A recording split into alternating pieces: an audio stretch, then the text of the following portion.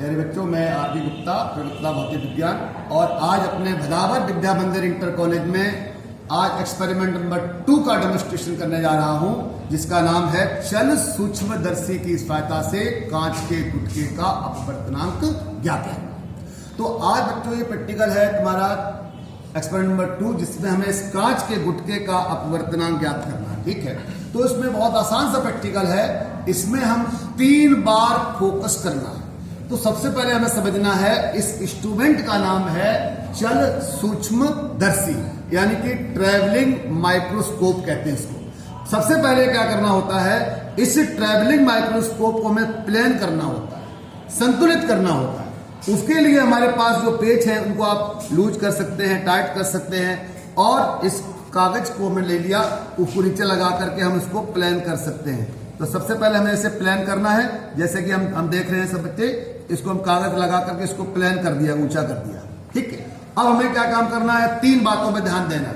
3 बातें कौन कौन सी हैं कि इसको हमें कैसे इंस्ट्रूमेंट को मूव कराना है। एक जो पहला पॉइंट ये वाला है, इसको अगर हम लूज कर देंगे लूज, तो अब हम इसको इस माइक्रोस्कोप को राइट ले सकते हैं, लेफ्ट ले सकते हैं, और इसको इस प्रकार लेना है कि बिल्कुल सेंटर पे रहे, सेंटर पर। ठीक, इसको हमने सेंटर पे, अगर हम इसको इधर भी राइट कर सकते हैं, लेफ्ट कर सकते हैं, इसको आप सेंटर रखिएगा और इसको टाइट कर दीजिए। पहला काम ये हो गया। अब ये ट्रैवलिंग माइक्रोस्कोप अब आपके मूव नहीं करेगा लेफ्ट राइट में।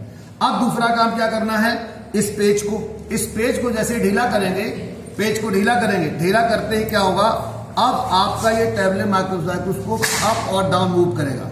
ऊपर ले जा सकते हैं, नीचे ले जा सकते हैं। ठीक, कैसे ऊपर नीचे ले जाते हैं वो आपको सिखाना हूं। सबसे पहले इसको हमने ऊपर नीचे करके ले जा सकते हैं। ठीक है, अब तुमने कहा इसका क्या काम है, इसको काम क्या है, इसका भी वही काम है, ऊपर नीचे ले जाना, लेकिन ये बहुत स्लोली मूवमेंट में ऊपर या नीचे ले जाएंगे।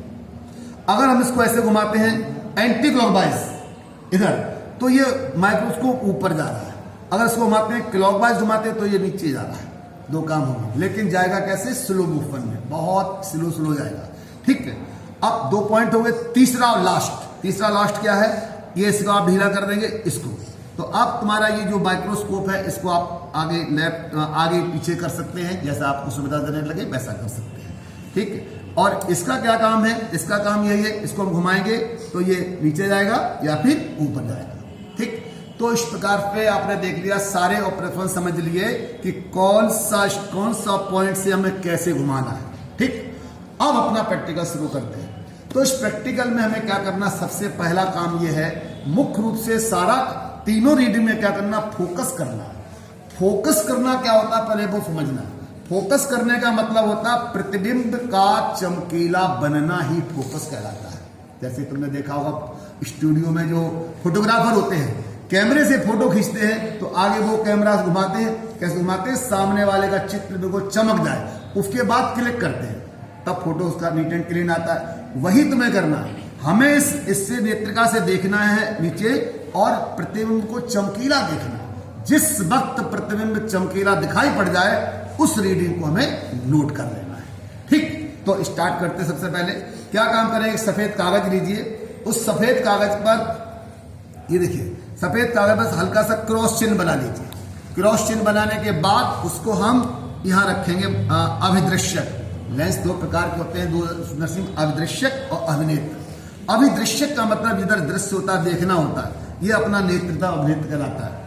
इसे यहां रख लेंगे और इसको हम फोकस करेंगे। क्या करना होगा, ध्यान दीजिए, हमें यहां से पहले हमने इसको इसके पास कर लिया, नीचे कर लिया इस तरह से, और इसे ऊपर नीचे करेंगे और अपनी आंख यहां लगाएंगे।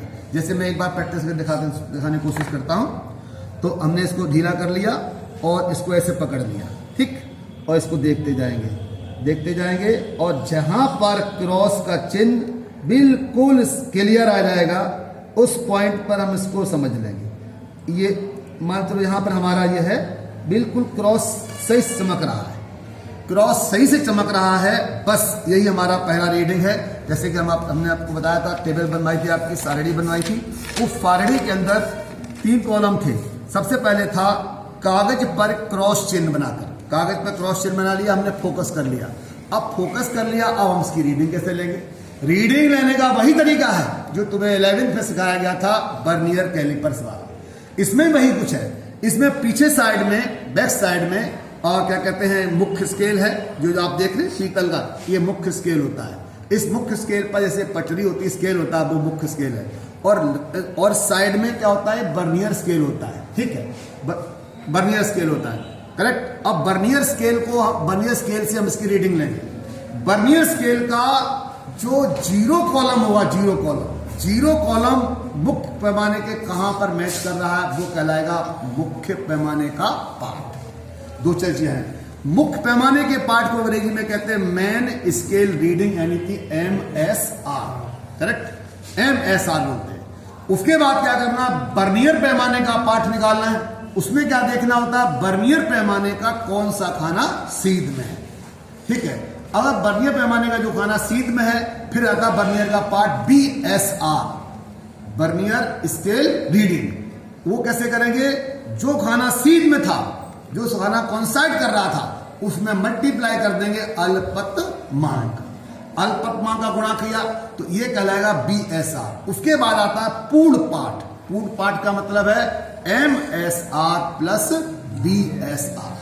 ठीक, ये हमारा हो गया पूरा एक कुल पाठ हो गया। अब इस तरह से हमें क्या काम करना है, अब इसमें हमें 3 रीडिंग लेनी है। ध्यान रहे, मुख्य पैमाने का पाठ तो वही रहता है। जैसे कि हमने पहले देखा, मुख्य पैमाने का पाठ निकला 8.2 निकला। 8.2 कैसे निकाला होगा, बर्नियर पैमाने का जो जीरो खाना है वो मान चलो 8 पर, और 2 खाने ऊपर बढ़ गया, इसका मतलब मुख्य पैमाने का पाठ 8.2 हो गया। ठीक, उसके बाद देखा हमने कि 40वां खाना फीड में है, 40वां खाना, तो 40, और फिर इसका पाठ कैसे भी ऐसा निकलेगा, 40 गुणा अल्पतमांक 0.01, तो गुणा कर दिया, 40 गुणा 0.01, ये वैल्यू हो गई तुम्हारी 0.40। अब दोनों को हमने ऐड कर दिया तो हो जाएगा 8.60।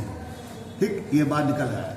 अब तुमने कहा दूसरा रीडिंग कैसे निकालेंगे, कुछ नहीं करना है। अब यहीं से इसको घुमाएंगे, इसे फिक्स कर दिया गया, इसे घुमा के फिर उसमें देखेंगे, फिर उसमें क्या कहते हैं, अब फोकस करेंगे। फोकस करने का मतलब मैं बार बता चुका हूं, क्रॉस चिन्ह का स्पष्ट दिखाई देना, ये होता है फोकस करना। फिर हमने देखा तो क्या करेंगे, जब हम उसको घुमाएंगे तो केवल बर्नियर पैमाने पर जो खाना सीध में था वो थोड़ा बदल जाएगा। पहले 40 था, मान लो 42 हो गया। इसके बाद फिर तीसरी रीडिंग लेंगे, फिर चेंज करेंगे, हो सकता है 47 पे तुम्हें उसमें फोकस हो जाए तो 47 हो गया। इस प्रकार से 3 मान निकाले हमने यहाँ पर।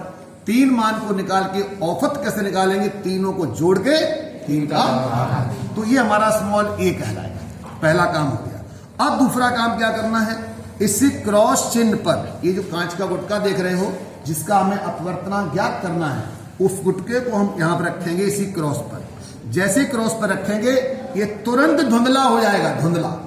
पहले जो फोकस था क्या हो जाएगा, धुंधला जाएगा। क्यों, हमने गुटका लगा दिया बीच में। अब हम क्या करेंगे, फिर दोबारा इसको देखते हुए जब भी आप प्रैक्टिकल करें तो आंख यहां लगा लीजिए और इसको पकड़ लीजिए।